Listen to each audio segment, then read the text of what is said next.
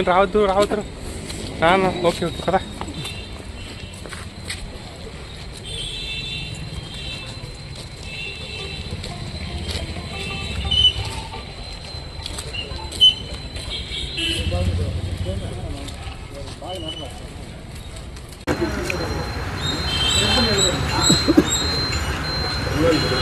సొంత native place వచ్చేసి వైజాగ్ అనమాట. సో ఆమె వైజాగ్ నుంచి రావడానికి మెయిన్ కారణం ఎవరైతే ఉంటారో పిల్లి పద్మ, సత్య అని ఉంటారు.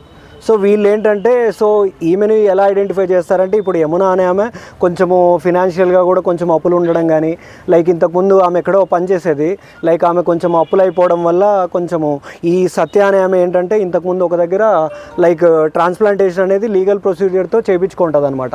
సో ఈమెకు పరిచయం అయిపోయి నాకు ఇట్లా అప్పులు ఎక్కువ ఉన్నాయి, సో మనకి దీంట్లో ఎలా చేస్తే నాకు ఇట్లా తగ్గుతుందంటే నేను ఇలాగే ఇంతకుముందు చేయించుకున్నానని చెప్పడం వల్ల ఈమెకు ఒక ఐడియా వస్తుంది. ఐడియా వచ్చిన తర్వాత ఈ సత్యకి ఈ పిల్లి పద్మ అనే ఆమె ఏంటంటే ఆమెది కూడా వైజాగ్, ఆమె పరిచయం అవుతుంది. ఆమె పరిచయం అయిన తర్వాత ఆమె నీకు ఎవరన్నా తెలిస్తే ఈమె చెప్తుంది అనమాట. లైక్ దీంట్లో ఇద్దరు మీడియేటర్స్ ఉంటారనమాట. మెహరాజ్ అని చెప్పేసి డయాలసిస్ మేనేజర్ కదిర్లో ఉంటాడు. తను కాకోకుండా మన మదనపల్లి హాస్పిటల్లో డయాలసిస్ మేనేజర్ బాలరంగడు ఉంటారనమాట.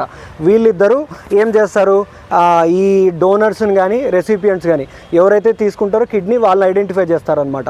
సో వీళ్ళు ఓవరాల్గా వచ్చేసి వీళ్ళు ఎవరైతే అవసరం ఉంటుందో, ఎవరికి అవసరం ఉంటుందో అనే వాళ్ళని గుర్తిస్తారు. గుర్తించిన తర్వాత వీళ్ళని ఎవరు ఆ హాస్పిటల్ ఎక్కడ చేస్తే బాగుంటుంది, ఇట్లాంటిది ఎక్కడ కండక్ట్ చేస్తారు అన్నప్పుడు సబ్సిక్వెంట్గా వీళ్ళు గ్లోబల్ మల్టీ స్పెషాలిటీ హాస్పిటల్ ఏదైతే ఉందో, ఇప్పుడు A1 ఉన్న డాక్టర్ ఆంజనేయులు తనని అప్రోచ్ అవుతారనమాట.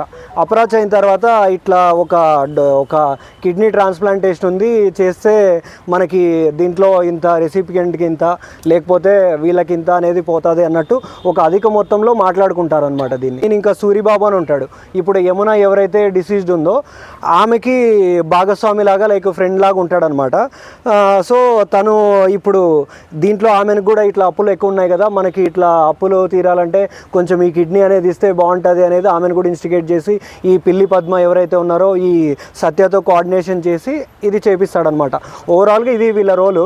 ప్రస్తుతానికి ఇది మనం ఇంకా కూడా దీంట్లో లింకులు అనేటివి కూడా మనం ఎస్టాబ్లిష్ చేస్తున్నాం టోటల్గా. దీంట్లో ఇప్పుడు యాజ్ ఆఫ్ నౌ ఇంకా మనం కూడా ఒక 8 మందిని అక్యూజ్డ్గా సైట్ చేశాము.